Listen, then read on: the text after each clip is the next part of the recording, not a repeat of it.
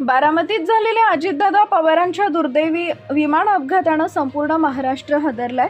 सुरुवातीला हा केवळ एक तांत्रिक बिघाड किंवा वैमानिकाची चूक असल्याचं सांगितलं जात होतं, मात्र सीआयडीच्या ताज्या तपासातून समोर आलेली माहिती या घटनेला एका वेगळ्याच दिशेनं घेऊन जात आहे। या अपघातामध्ये काही राजकीय षडयंत्र किंवा घातपात होता का असा प्रश्न आता उपस्थित होतोय। तपासातील सर्वात महत्त्वाचा दुवा म्हणजे अपघाताच्या आदल्या रात्री म्हणजे 27 जानेवारीला घडलेल्या घडामोडी। अजितदादांनी 28 तारखेला पहाटे 5 वाजता रस्ते मार्गाने साताऱ्याला जाण्याचं नियोजन केलं होतं। त्यांना रस्ते प्रवास आवडायचा, कारण त्यांना त्यातून लोकांशी थेट संवाद साधता येत असं।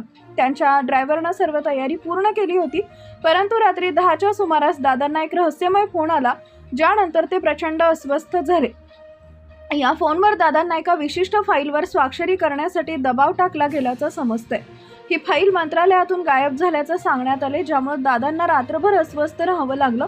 ती फाईल मंत्रालयातून त्यांच्यापर्यंत पोहोचायला पहाटेचे 4 वाजले, त्यामुळे त्यांचा रस्ते मार्गाने जाण्याचा प्लॅन रद्द झाला आणि त्यांना विमानाने जाण्याचा निर्णय घ्यावा लागला। ही फाईल म्हणजे दादांना वेळेच्या जाळ्यात अडकवण्याचा पहिला टप्पा होता का, असा संशय व्यक्त होतोय।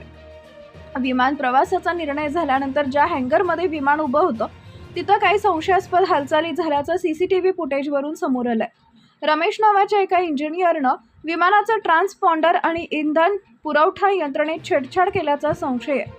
धक्कादायक बाब म्हणजे अपघाताच्या आदल्या दिवशी रमेशच्या बँक खात्यात एका परदेशी कंपनीकडून मोठी रक्कम जमा झाली होती आणि या घटनेनंतर तो गायब आहे। विमानाचा ब्लॅक बॉक्स मिळाला असला तरी त्यातील डेटाशी छेडछाड झाल्याचं प्राथमिक तपासात दिसून आलं आहे। या संपूर्ण प्रकरणात राष्ट्रवादी काँग्रेसचे नेते प्रफुल्ल पटेल यांच्यावर गंभीर संशय व्यक्त केला जातोय। रोहित पवार आणि प्रमोद हिंदूराव यांच्या दाव्यानुसार प्रफुल्ल पटेलांनी त्या रात्री दादांना 3 वेळा फोन करून मुंबईत थांबण्यास सांगितलं होतं। दादांच्या जाण्यानंतर राजकीय क्षेत्रात जी पोकळी निर्माण झाली तिचा सर्वाधिक फायदा पटेलांना झाल्याचं राजकीय विश्लेषकांचं मत आहे।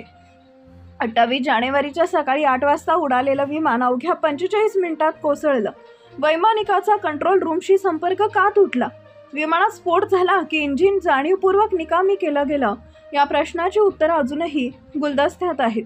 जोपर्यंत रमेश नावाचा इंजिनियर सापडत नाही आणि मंत्रालयातील त्या फाईलचं सत्य बाहेर येत नाही, तोपर्यंत हा अपघात की घातपात हा वाद सुरूच राहील।